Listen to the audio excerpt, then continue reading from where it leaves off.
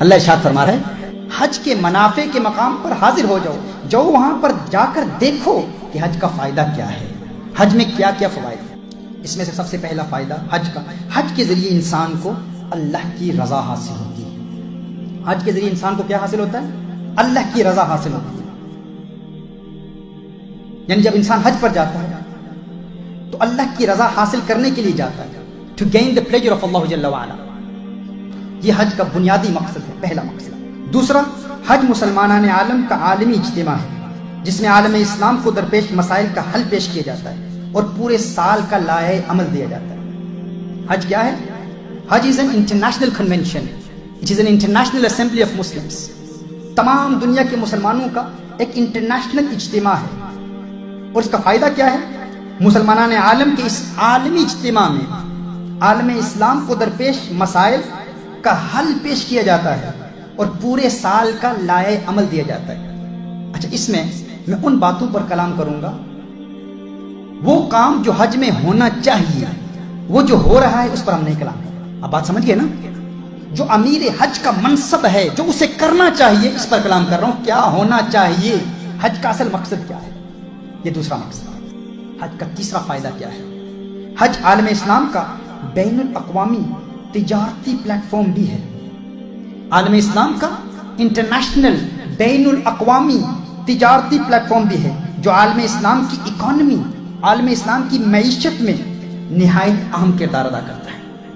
حج عالم اسلام کا بین الاقوامی انٹرنیشنل تجارتی پلیٹ فارم بھی ہے جس کے ذریعے عالم اسلام کی معیشت میں انقلاب پیدا ہو سکتا ہے۔ حج کا چوتھا فائدہ کیا ہے؟ حج عالم اسلام کے اکابر علماء، سائنسدانوں، مفکرین اور دانشوروں کی ملاقات اور تبادلہ خیال کا موقع فراہم کرتا ہے۔ توجہ کیجیے، میں کیا عرض کر رہا ہوں۔ مسلم سائنٹسٹ کی وہاں ملاقات ہوتی ہے، مسلم مفکرین کی ملاقاتیں ہوتی ہیں، پورے عالم اسلام کے اکابر علماء کی ملاقاتیں ہوتی ہیں۔ اس پر میں کلام کروں گا۔ پانچواں فائدہ، حج سفر آخرت کا تمثیلی عمل ہے۔ حج سفر آخرت کا تمثیلی عمل ہے جس کے ذریعے انسان عملی زندگی میں آخرت کی تیاری کا جذبہ حاصل کرتا ہے۔ ایک تمثیلی، ایک سمبولک ایکسپریشن ہے آخرت کے سفر کا۔ حج reminds you of the hereafter. جو آپ کا کفن ہے اس کو آپ یاد کرتے ہیں حج کی چادروں کے ذریعے۔ اس پر بھی ہم کلام کریں گے۔ حج reminds you of your death, حج ریمائنڈز یو آف یوم المحشر، حج reminds you of the day of judgement. حج کا چھٹا فائدہ کیا ہے؟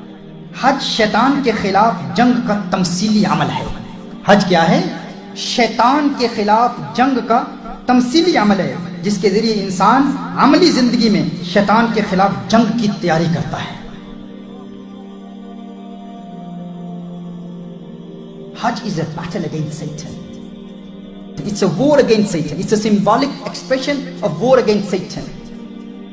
حج کا ساتواں فائدہ یہ ہے کہ حج عالم ارواح سے لے کر آخرت تک کے سفر کے 5 مراحل کا تمثیلی عمل ہے جو انسان کو اس کی حقیقی روحانی سفر کی یاد دلاتا ہے۔ انسان کی زندگی کے 5 مراحل ہیں۔ وہ 5 سٹیجز کیا ہیں؟ کیا ہم جانتے ہیں ہماری زندگی کے 5 سٹیجز کیا ہیں؟ پہلے ہم عالم ارواح میں تھے، پھر ماں کے پیٹ میں آئے، پھر وہاں سے اس دنیا میں، پھر قبر میں، پھر آخرت کا سفر۔ یہ 5 مراحل ہیں ہماری زندگی کے۔ حج کے مناسک ہمیں ان 5 مراحل کی یاد دلاتے ہیں۔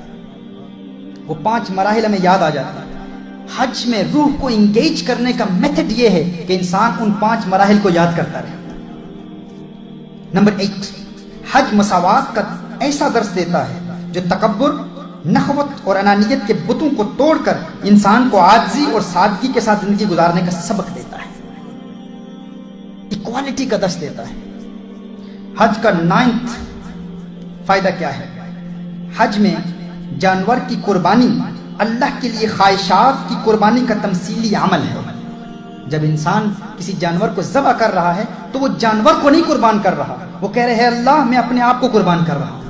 ہے اللہ اگر تیرا حکم ہوگا اولاد کو قربان کروں، ہے اللہ اگر تیرا حکم ہوگا تو تمام خواہشات کو قربان کر دوں گا۔ ابراہیم علیہ السلام کی سنت کو یاد کر رہا ہے۔